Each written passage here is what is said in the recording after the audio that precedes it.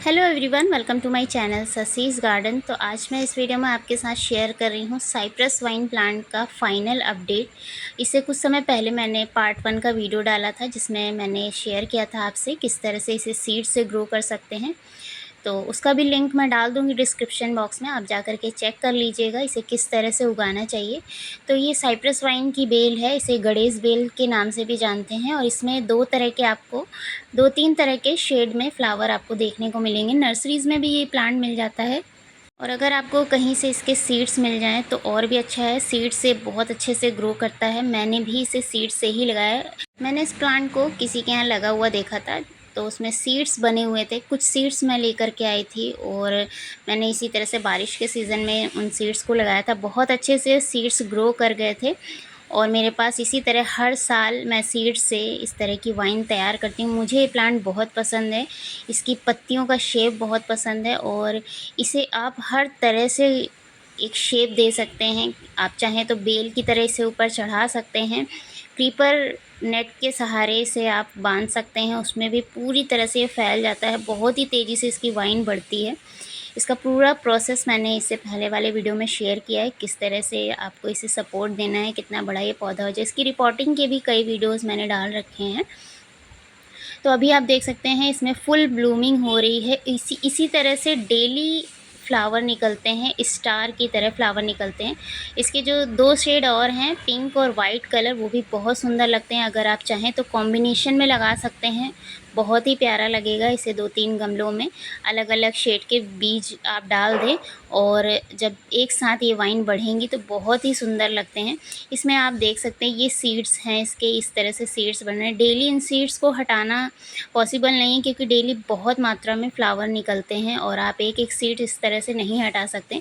तो ये सीड्स अपने आप मैच्योर हो जाते हैं और मैच्योर होने के बाद खुद ब खुद गिर जाते हैं। तो इन्हें गिरने से पहले ही आप स्टोर करके रख लें। मैं हर साल इसी तरह से इसके सीड्स को स्टोर करके रख लेती हूँ और कुछ सीड्स मैंने बहुत से लोगों को दिए हैं। इस प्लांट को लगाते वक्त जिस तरह से हम बाकी तरह की नॉर्मल मिट्टी तैयार करते हैं उसी तरह से आपको भी मिट्टी तैयार करनी है, वेल ड्रेन।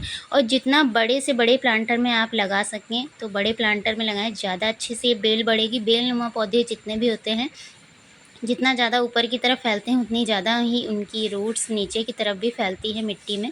तो इसलिए आप जितना बड़े प्लांटर या ज़मीन में लगाते हैं तो और भी अच्छा है, और भी अच्छी आपको ब्लूमिंग देखने को मिलेगी। मैंने सिर्फ़ और सिर्फ इसमें एक ही बार फर्टिलाइज़र दिया था जब इसे लगाया था और काऊ डंग मैन्योर और एग सेल्स मेरे पास पड़े हुए थे, वही मैंने मिक्स करके और थोड़ा-सा कंस्ट्रक्शन वाली सॉइल वगैरह मिक्स करके मिट्टी तैयार की थी। इसके अलावा मैंने इसमें एक भी बार फर्टिलाइज़र नहीं दिया है। अगर आप मंथ में एक बार फर्टिलाइज़र दे दें तो और भी अच्छी इसमें ब्लूमिंग होगी, बहुत अच्छे इसमें फ्लावर निकलेंगे।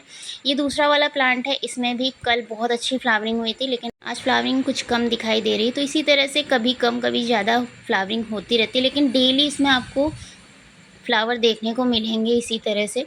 और ये वाला जो पौधा है इसे मैंने 9 बाई 9 इंच के ग्रो बैग में लगाया है। इसकी वाइन मैंने बेल की तरह ऊपर की तरफ चढ़ाने की कोशिश की है। आप देख सकते हैं बहुत ऊपर तक ये पहुंच गया है। तो मैंने रस्सी की मदद से इसे इस तरह से सहारा देने की कोशिश की है, ऊपर की तरफ बांध दिया था। उसके बाद भी जो इसकी बेल है आप देख सकते हैं ऊपर की तरफ, इसे और सहारे की ज़रूरत है। तो इस तरह से जितना आप क्रीपर नेट वगैरह या अच्छी हाइट में पहुंचाना चाहते हैं, जितनी भी अच्छी हाइट में आप पहुंचाना चाहते हैं, इसकी बेल पहुंच जाती है और बहुत अच्छे से ग्रो करती है। अभी मैं आपको दिखा रही हूँ इसके सीड्स किस तरह के होते हैं। यहाँ पर कुछ सीड्स मैच्योर हो चुके हैं, ब्राउन हो चुके हैं।